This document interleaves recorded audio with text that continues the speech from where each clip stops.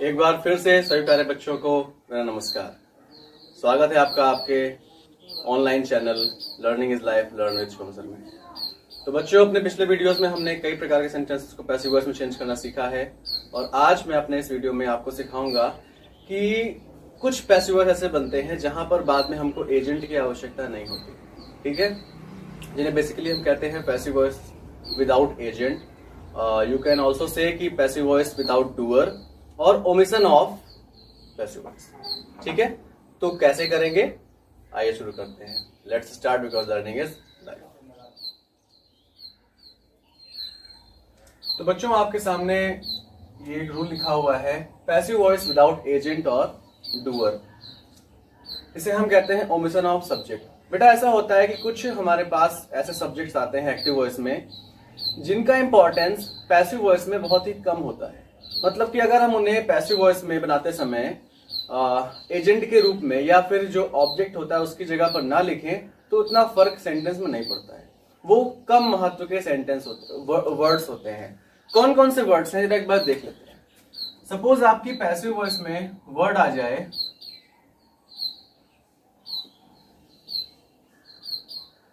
somebody, ठीक है, someone,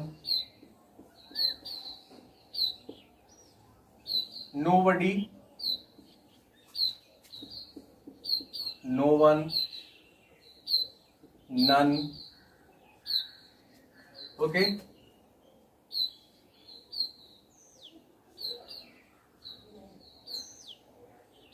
everyone, somebody, someone, nobody, no one, none, everyone, a man,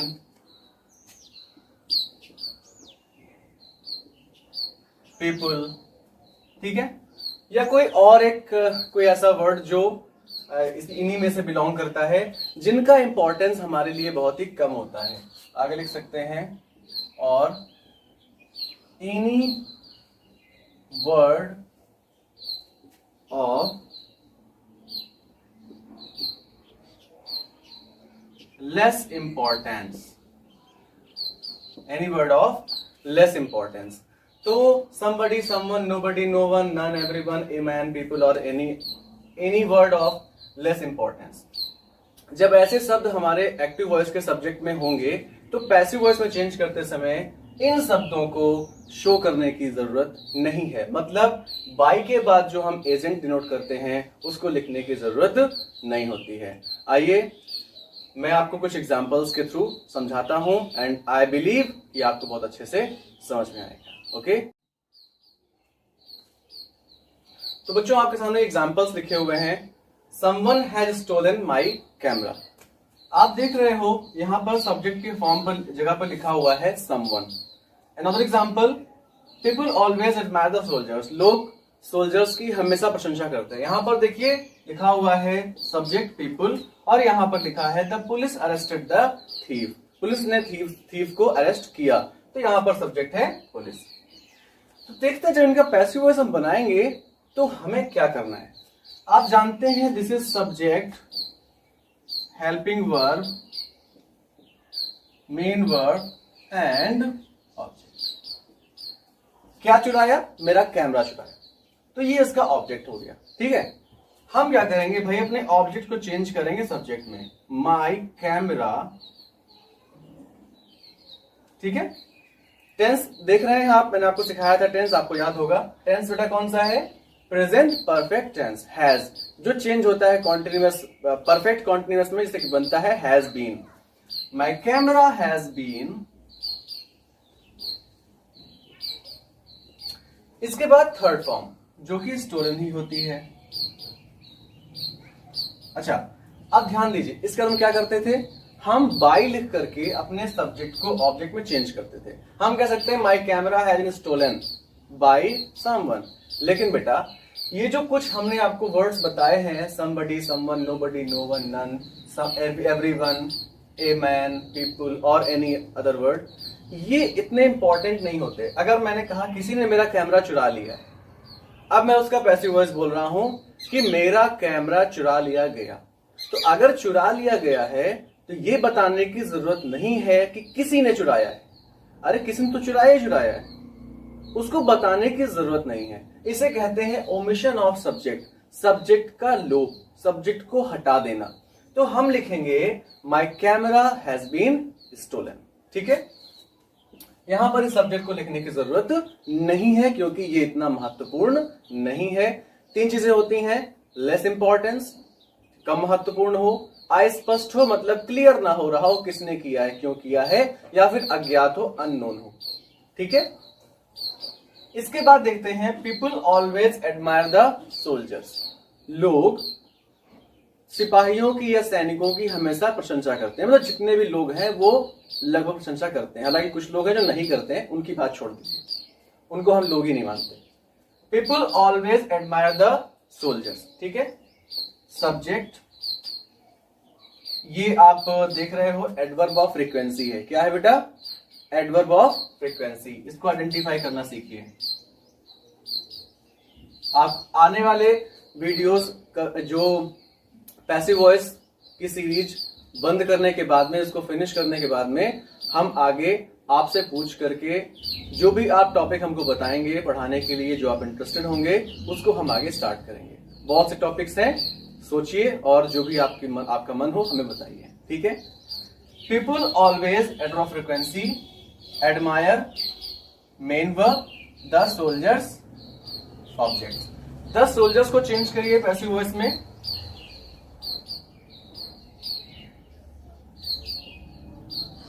the soldiers. Okay, जरा एक बार tense को identify कर लो बेटा। ऑलवेज एडमायर ये प्रेजेंट इंडेफिनिट का टेंस है। यहां पर देखिए जो एडमायर लिखा हुआ है ये फर्स्ट फॉर्म में है। ठीक है, फर्स्ट फॉर्म में सा हम प्रेजेंट इंडेफिनिट में यूज करते हैं। People always admire the soldiers, present indefinite को चेंज करते हैं इज एम आर में, मतलब प्रेजेंट कॉन्टिन्यूअस में। सोल्जर्स के अकॉर्डिंग क्या आना चाहिए? Are. The soldiers are, then third form admired, the soldiers are admired. अच्छा, एक चीज और ध्यान रखना,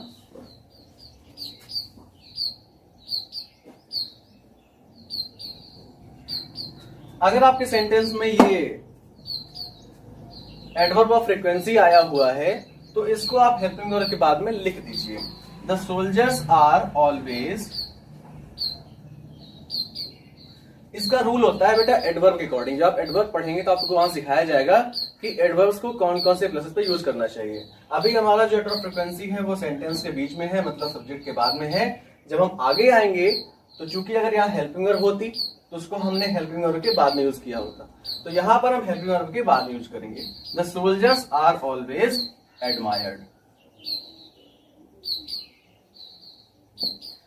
यहीं से सेंटेंस हमारा फिनिश हो गया। हमें ये लिखने की जरूरत नहीं है by people, we don't need to write by people, क्योंकि जो पीपल है ये शब्द अंडरस्टूड है। सोल्जर्स की प्रशंसा हमेशा की जाती है। बेटा अगर की जाती है तो कौन करता है? लोग करते हैं, पीपल करते हैं ना, तो वो बात तो अंडरस्टूड है, हमने मतलब समझ लिया उसको। अब उसका इतना इंपॉर्टेंस नहीं यहां लिखने का। ठीक है, तो हम अपने सब्जेक्ट को यहां से हटा देंगे। The soldiers are always admired, सिपाहियों की हमेशा ही प्रशंसा की जाती है। ठीक है, अगला देखिए। The police arrested the thief, subject main verb and object. Police ने अरेस्ट किया, किसको अरेस्ट किया? द थीफ को। Arrested past indefinite. The thief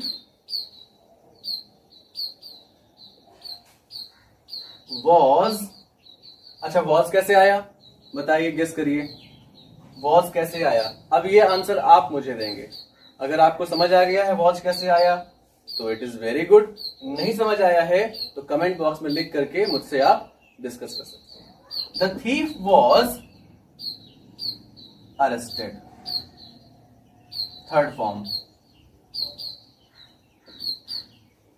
new subject, helping verb को चेंज किया और वर्ब की थर्ड फॉर्म लगाई हमने, और यही सेंटेंस हमारा फिनिश हो गया। आप कहेंगे सर यहाँ पे आपने बाय द पुलिस क्यों नहीं लिखा? तो बेटा ये बताओ, थीफ है, अगर उसको अरेस्ट किया जाएगा तो कौन अरेस्ट करेगा? हम और आप तो करेंगे नहीं। थीफ को पुलिस ही अरेस्ट करती है। बचपन से आप लोग चोर पुलिस का खेल खेलते रहे होंगे, मैंने भी खेला है। तो चोर और पुलिस ये दो एक दूसरे के कॉम्प्लीमेंट हैं, है ना। तो जहां थीफ वहां पुलिस, जहां पुलिस वहां थीफ, ठीक है, मतलब मजाक कर रहा हूं। तो थीफ को कौन अरेस्ट करेगा? पुलिस ही अरेस्ट करेगी ना। ये बात अंडरस्टूड है, इसको यहां पर लिखने की जरूरत नहीं है, ये लेस इंपॉर्टेंस का सब्जेक्ट है। मैंने आपको कहा था कि somebody, someone, nobody, no one, none, everyone, a man, people, या फिर कोई भी ऐसा शब्द जो लेस इंपॉर्टेंस का हो, जिसको बोलने की जरूरत महसूस ना हो रही हो। अगर हमने कह दिया कि भाई पुलिस ने थीफ को अरेस्ट किया, अब हम कह दें थीफ वॉज अरेस्टेड, चोर को पकड़ा गया। चोर ने कल भाई मेरे घर पे चोरी करी और आज उसको पकड़ लिया गया या अरेस्ट कर लिया गया, तो कौन अरेस्ट किया होगा? पुलिस तो करेगी। So we don't need to write it.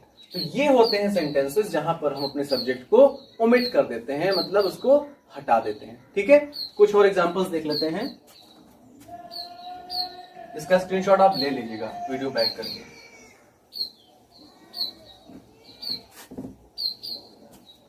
जैसे मैं आपसे कहूं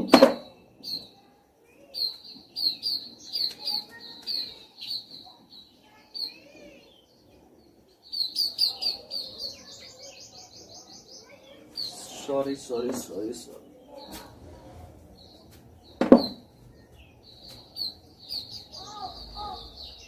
Nobody can lift this box, ठीक है। और एक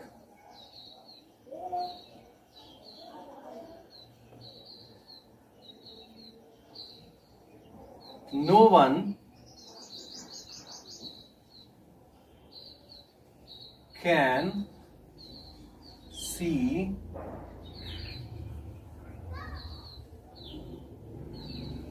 the wind. Nobody can lift this box and no one can see the wind. इस बॉक्स को कोई नहीं उठा सकता। It is too heavy to be lifted up. ये बॉक्स इतना हैवी है कि इसे कोई नहीं उठा सकता। तो भाई सिंपल सी बात है, हमें इसको पैसिव वॉइस में चेंज करना है। सब्जेक्ट है नोबडी, कैन। अभी आपने मॉडल, जो मैंने पिछला वीडियो आपको पढ़ाया था उसमें आपको मैंने मॉडल ऑक्सिलरीज को जो है चेंज करना सिखाया था। तो ये मॉडल है, ठीक है। यहां पर आपका जो पिछला वीडियो है उसकी नॉलेज भी यूटिलाइज होगी, ठीक है। मॉडल है auxiliary, this is main verb and object. Change करिए पैसिव वॉइस में। दिस बॉक्स, ठीक है। अब बेटा एक बात और ध्यान से सुनिए आप, पहले मैं लिख तो रहा हूं आपको। दिस बॉक्स, मॉडल का रूल क्या होता है? कैन के बाद में हम पैसिव वॉइस में बी का यूज करते हैं। This box can not B, और इसके बाद क्या करते हैं? थर्ड फॉर्म यूज करते हैं, lifted. This box can not be lifted. अब आप पूछेंगे सर नॉट तो कहीं है नहीं, आपने नॉट कैसे यूज कर दिया? तो कोई बात नहीं, हम बताते हैं। जरा सेंटेंस को ध्यान से पढ़िए अपनी एक्टिव वॉइस को। Nobody can lift this box, इस बॉक्स को कोई नहीं उठा सकता। बेटा सेंटेंस का नेचर कैसा है? निगेटिव। हमने जो बात बोली है वो निगेशन में बोली है, उसका जो एस्पेक्ट है वो निगेटिव ही है कि ये वर्क नहीं हो सकता, कोई नहीं कर सकता इस वर्क। हमारा सेंटेंस का जो नेचर है वो निगेटिव है, कोई नहीं उठा सकता, ठीक है। तो जो नॉट आया है वो इस आपके सब्जेक्ट को देखते हुए आया है। क्यों? क्योंकि जब हम अपने पैसिव वॉइस को बोलेंगे तो क्या बोलेंगे? यह बॉक्स नहीं उठाया जा सकता, यह बॉक्स नहीं उठाया जा सकता। तो दूसरी बात ये कि नोबडी, इसको हमें हटाना भी है। ये लेस इंपॉर्टेंस का शब्द है, अंडरस्टूड है। वो बॉक्स इतना भारी है कि कोई नहीं उठा सकता, इस बॉक्स को उठाया ही नहीं जा सकता। अब उठाया ही नहीं जा सकता तो कौन उठाएगा? कोई नहीं उठा पाएगा। तो नोबडी को हटाना भी है। तो जब हमें नोबडी को हटाना है तो सेंटेंस को निगेटिव तो बनाना ही पड़ेगा ना। अभी यहां पर नोबडी है इसलिए सेंटेंस हमारा निगेटिव सेंस दे रहा था। जब हम यहां से निगेटिव को हटा रहे हैं, निगेटिव को इस नोबडी को लिख ही नहीं रहे, तो सेंटेंस तो निगेटिव सेंस का ही होना चाहिए। सेंटेंस तो निगेटिव सेंस का ही होना चाहिए ना। तो उसके सेंस को बरकरार रखने के लिए हमने यहाँ पर एक शब्द यूज किया। समझ आई बात आपको? This box can not be lift. ये बॉक्स नहीं उठाया जा सकता। अगला देखिए, मैंने बोला no one can see the wind. अब आपको बताना है ये क्या है, ये क्या है और ये क्या है और ये क्या है, ये आप आइडेंटिफाई करेंगे। अच्छा बता दें, चलिए ये सब्जेक्ट है, ये मॉडल है, ये मेन वर्ब है और ये ऑब्जेक्ट। चेंज करते हैं। No one can see the wind. The wind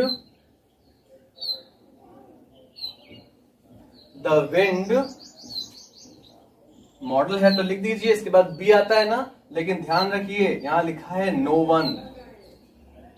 no one को हमें ओमिट करना है, इसको हटाना है, इसको हम ऑब्जेक्टिव फॉर्म में नहीं लेकर आएंगे।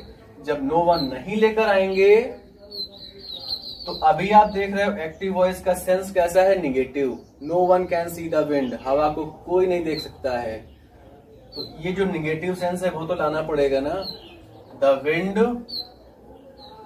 Can not be, third form seen, और इसको लिखने की जरूरत नहीं है। We don't need to write this subject. Okay, no one can see the.